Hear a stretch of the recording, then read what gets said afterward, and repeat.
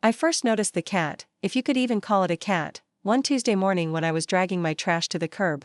It sat on my porch rail like it had a mortgage there. Big yellow eyes. A tail that twitched in slow, deliberate irritation. And fur that looked too perfect. Like it had been blow-dried and professionally styled. Hi? I said, because I'm the kind of person who talks to strange animals before considering rabies. The cat didn't move. Didn't blink. Just stared at me like it was sizing me up for a coffin. I went about my morning. But when I came back from work that evening, there it was again, this time inside my apartment. How, what, I dropped my bag. My door had been locked. My windows were closed. The cat sat in the middle of my kitchen table, grooming itself, completely unfazed. That's when my neighbor, Denise, popped her head in through the open balcony door. "Oh, good. You met Mr. Whiskerson," she chirped. "Mr. Whiskerson?" I said. "Denise, how did he even get in here?" She shrugged. "He's resourceful. He likes to visit. Don't worry, he's harmless." Harmless, my foot. Over the next week, Mr. Whiskerson appeared in my apartment every single day. He knocked over cups. He dragged my socks into the bathtub. He stared at me from the shower drain while I was brushing my teeth. And then the gifts started. At first it was small things, a paperclip, a bottle cap, a single Lego piece. I assumed he was just a kleptomaniac cat with terrible taste. But then one morning, I found my old university hoodie on my bed. The same hoodie I'd lost years ago. The same hoodie that, oh no. The same hoodie my ex, Kyle, had taken when we broke up. I stared at it like it was a snake. This wasn't just random. And when I picked it up, a small folded note fell out of the pocket. 3 words. "Miss me yet?" I swear Mr. Whiskerson smiled. I didn't sleep that night. Not because I was scared, okay, maybe a little, but mostly because I couldn't wrap my head around the logistics. How does an ex-boyfriend from 4 years ago send a neighborhood cat to deliver messages? Was Kyle renting a tiny feline post office? Did Mr. Whiskerson have a Venmo account? By sunrise, I had decided on a plan: find the source, confront the source, burn the source, metaphorically, probably. Step 1, track the cat. This was harder than it sounded. Mr. Whiskerson had the street smarts of a jewel thief and the escape skills of a magician with commitment issues. Every time I tried to follow him, he'd vanish around a corner or slip through a fence like smoke. But on Friday, luck, or chaos, was on my side. I was heading to the grocery store when I spotted him trotting down the sidewalk, a scrap of fabric in his mouth. It was my scarf. "Hey!" I hissed, sprinting after him. He glanced over his shoulder, clearly amused, and darted into the alley behind the old bakery. That's where I saw it, a cardboard box, cat fort, with the words Private HQ scrawled in black marker. Inside?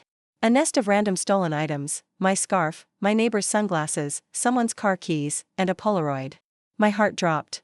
The picture was of me. Sitting at my desk. From inside my apartment. "Mr. Whiskerson," I whispered, "what the actual hell is this?" And then I heard it. A laugh. Low. Familiar.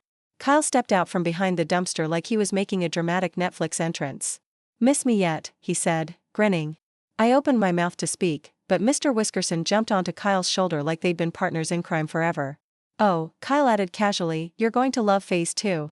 I stared at him, trying to decide which was more absurd, that Kyle was standing in front of me after 4 years, or that he apparently had joint custody of a kleptomaniac cat. "What the hell is phase 2? I demanded. Kyle tilted his head, his grin widening. "Not here. Too many eyes." He glanced meaningfully at the bakery's dusty upstairs windows, like this was some spy movie and we were under surveillance by a scone cartel. I crossed my arms. "Kyle, you're trespassing on my sanity."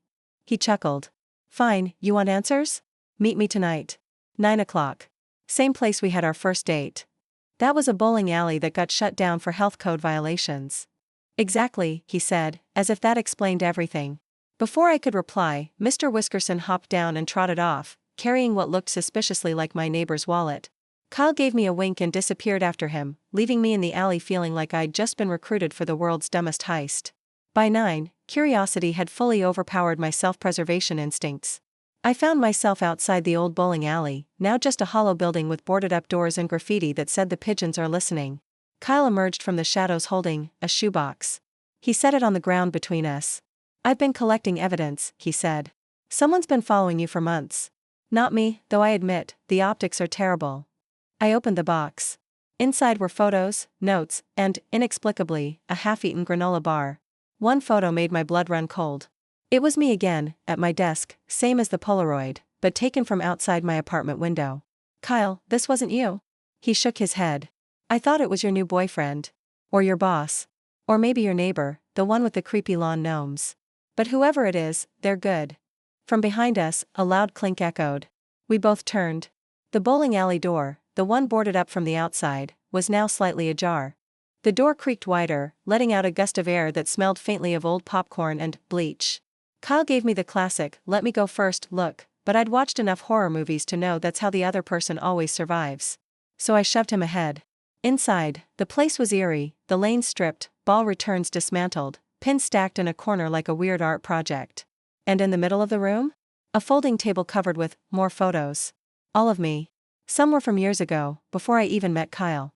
Others were from last week. A few were marked with sticky notes. Test reaction. Avoid 7 p.m., neighbor home. I backed up instinctively and bumped into something warm. It wasn't Kyle. Careful there, a voice said. I turned to see my landlord, Mr. Preston. Smiling. Why do you have all these? I stammered. Oh, he said, like this was casual small talk. Because you're perfect for it. For what? The house, he replied, eyes glinting. The one everyone wanted you to have. Kyle stepped in front of me. Okay, pal, you need to explain before I introduce you to Mr. Whiskerson's claws. Preston sighed, as if we were being difficult. The house chooses. Every few decades. It needs someone who can live in it, keep it happy. But it can't ask. It has to watch. Study. Decide. I stared at him. You're telling me a house is stalking me? From somewhere deep in the building came a low, resonant creak. Not like wood settling. More like acknowledgement. That's insane, Kyle muttered, but even he glanced toward the sound. Preston smiled wider. It's ready for you now. You can move in tonight. I shook my head. Nope. Absolutely not. I'm not living in some sentient real estate. The creak grew louder. This time, I felt it under my feet, like the floor itself was pulling toward something. Then, in the shadows near the old pin racks, something shifted. The boards bowed inward, like a door was opening where no door should be. And beyond it, I could see the hallway of a house I'd never been in, but somehow knew was mine. I grabbed Kyle's arm. Do you see that? Yeah, he said slowly. I also see a perfect opportunity to leave. Preston stepped closer to the warped opening. It's waiting. You've been chosen. That's rare. I shook my head so hard I almost gave myself whiplash. No. I'm not doing creepy house adoption. I've seen Poltergeist. But the thing was, the hallway looked warm. Cozy. Like every home I'd ever wanted. I could almost smell cinnamon. And faintly, I heard laughter. Familiar laughter. My grandmother's. Kyle must have seen my face change because he grabbed my shoulders. Don't even think about it. That's not your grandma, it's housebait. The boards under us groaned. This time, they weren't just creaking, they were sliding. The floor beneath my shoes tilted ever so slightly toward the opening. Preston's voice grew softer. Once you step inside, you'll never want to leave. And you'll never have to. I dug my heels into the wood. What happens if I say no? His smile faltered. Then, it will choose someone else. Good, Kyle snapped. Pick literally anyone else. The hallway shimmered, like heat haze, and I swear I saw my grandmother's silhouette wave before turning into the next room. My chest ached. Kyle, what if it really is? Nope. He yanked my arm, hard. That's when the bowling alley's back wall groaned, and split. The floor rolled like a slow wave, knocking us both to our knees. The opening grew wider, and that warm light spilled out, wrapping around me like invisible arms. I felt my body leaning forward. And then, a hiss. A blur of fur. Mr. Whiskerson, Kyle's cat, darted through the crack in the wall and scratched it. The light dimmed instantly. The hallway flickered, then snapped shut like a slammed book. The silence was deafening. Preston stared at the closed wall, then at the cat. You broke the connection. Mr. Whiskerson sat down and started cleaning his paw like nothing happened. Kyle stood up, breathing hard. Guess the house didn't plan for this tenant. I was still shaking. So, it's over? Preston's face darkened. For now. We left without another word. But that night, as I lay in bed, I heard the faint creak of floorboards. And the sound of my grandmother's laughter. Coming from inside the walls.